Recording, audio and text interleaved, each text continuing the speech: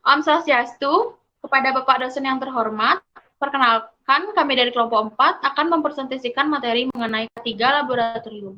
Sebelum itu, perkenalkan nama saya Igusti Enda Febrianti selaku moderator dan rekan-rekan saya yang pertama ada. Perkenalkan, nama saya Diajeng Putri Ayu Rahayu dengan NIM 211309104. Perkenalkan, nama saya Nikoma Mila Febiari dengan NIM 21130910111. Perkenalkan, nama saya Gusti Bagusan Putrawan, NIM 21130911014.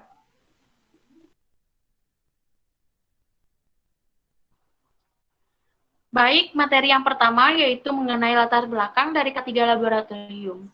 Akan saya jelaskan sendiri.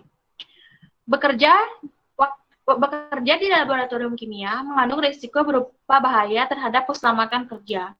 Pemakaian bahan kimia berbahaya sudah tentu berisiko baik terhadap kesehatan pengguna, pekerja, maupun lingkungan. Salah satu risiko yang sulit diprediksi dan paling berbahaya di laboratorium adalah kadar racun beragam bahan kimia. Sebagai bahan kimia bisa menyebabkan efek berbahaya setelah terpapar berulang kali atau dalam durasi yang lama, seperti karsinogeni, klorometil, metil, metil ether, diklorometan, N-heksan, dan lain-lain. Dalam waktu singkat, dampak risiko bahaya pemakaian bahan kimia berbahaya mungkin belum langsung bisa dirasakan. Namun demikian ada juga bahan kimia yang dalam waktu singkat sudah menimbulkan gejala gangguan kesehatan. Misalnya, N-heksan merupakan salah satu bahan kimia yang sering dipakai dalam kegiatan praktikum atau penelitian di laboratorium kimia organik. Belum semua pengguna mengerti bahwa paparan N-heksan dalam jangka waktu yang singkat saja sudah dapat mempengaruhi otak dan menyebabkan sakit kepala seperti pusing, bingung, mual, kikuk, mengantuk, dan pengaruh lain yang menyerupai orang mabuk. Mengingat besarnya potensi risiko bahaya pemakaian bahan-bahan berbahaya di laboratorium organik terhadap kesehatan pengguna maupun pekerja, maka penting untuk disikapi secara serius. Oleh karena itu, dalam penelitian ini akan melakukan identifikasi, karakterisasi, dan deskripsi risiko bahan kimia yang ada di laboratorium kimia organik. Baik, materi kedua akan dibawakan oleh rekan saya, yaitu Diajeng. Untuk waktu dan tempat dipersilakan. Baik, terima kasih atas waktu yang telah diberikan. Di sini saya akan mempresentasikan materi yang kedua, yaitu metodologi. Metode penelitian yang dipakai adalah deskriptif analitik dengan pendekatan kualitatif. Rancangan penelitian ini mengikuti prosedur sebagai berikut. 1. Mulai dari mengidentifikasi bahan kimia yang digunakan, mengidentifikasi bahaya, komplikasi, dan lainnya. Yang kedua, integrasi informasi karakteristik bahan kimia. Ketiga, analisis risiko berdasarkan MSDS dan rekam pemakaian bahan kimia. Yang keempat, analisis hubungan antar paparan jumlah pemakaian dan risiko. Yang kelima, merumuskan metode pencegahan atau manajemen risiko. Data diperoleh dari catatan harian penggunaan bahan inventory bahan kimia dan rekan pemakaian bahan-bahan kimia di laboratorium kimia organik. Cara memperoleh data yaitu yang pertama, identifikasi bahan kimia. Kedua, melakukan identifikasi bahaya. Ketiga, analisis label bahan dan MSDS. Yang keempat, kompilasi dan integrasi informasi karakteristik bahan kimia. Yang kelima, analisis dosis, pencatatan jumlah dan jenis bahan yang dipakai. Yang ketujuh, analisis paparan, cara pemaparan, rute pemaparan, karakteristik risiko, manajemen risiko atau metode pengendalian dan pencegahan, rumusan untuk mengkomunikasikan risiko. Selanjutnya, terhadap data yang diperoleh dilakukan analisis deskriptif kualitatif untuk menentukan karakteristik risiko.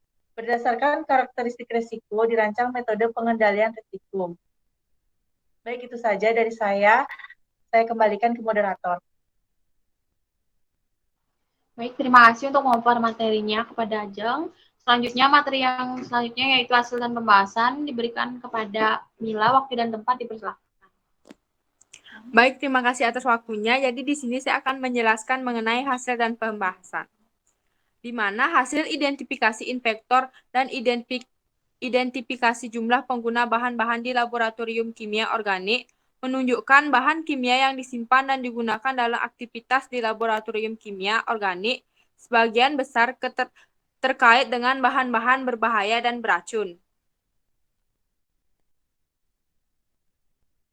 Pembahasannya yaitu hasil identifikasi bahan kimia yang berbahaya di laboratorium kimia organik. Diketahui hampir semua bahan kimia yang dipergunakan merupakan bahan kimia yang sangat berbahaya, seperti natrium hidroksida, heksanol, klorin, bahan yang harmful, diklomeful, etilen, atau bahan toksik seperti metanol, benzena, very toxic, kalium sianida, hidrogen sulfida, nitrobenzena, dan atrifin.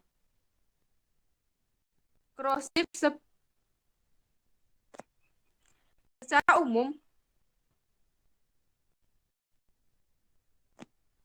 Secara umum, prosedur keselamatan kerja di laboratorium mencakup beberapa aspek, seperti yang pertama, persyaratan laboratorium yang baik, kedua, tata teratur keselamatan kerja, yang ketiga, alat keselamatan kerja, yang keempat, lambang keselamatan kerja, yang kelima, cara memindahkan bahan kimia, yang keenam, pembuangan limbah, dan yang ketujuh yaitu perlakuan kecelakaan.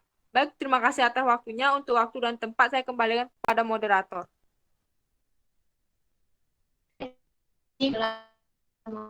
Materi selanjutnya yaitu kesimpulan akan dibawakan oleh Anom. Kepada Anom, waktu dan tempat dipersilakan. Baiklah, terima kasih atas waktu dan tempat yang telah diberikan. Di sini saya akan menyampaikan kesimpulan.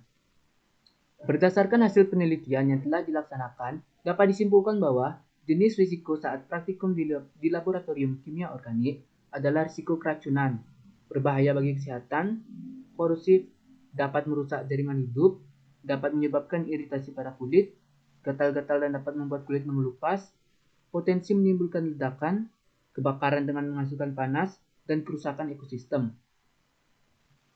Tingkat risiko bahan kimia berbahaya berpotensi sangat berisiko bagi kesehatan pengguna, laboratorium maupun lingkungan pada tingkat cukup berbahaya. Upaya yang diterapkan untuk menanggulangi risiko bahaya adalah menyusun dan mensosialisasikan sifat dan jenis bahan beserta cara penanganan bahan kimia berbahaya. Baiklah, sekian yang saya sampaikan. Waktu dan tempat saya kembalikan kepada moderator. Baik, terima kasih atas pemaparan materinya dari Anom. Baik, itulah presentasi dari kelompok 4. Sekian dan terima kasih. Akhir kata saya ucapkan Om Santi Om kepada Bapak dosen. Terima kasih atas perhatiannya. Mohon maaf apabila ada kesalahan kata. Terima kasih.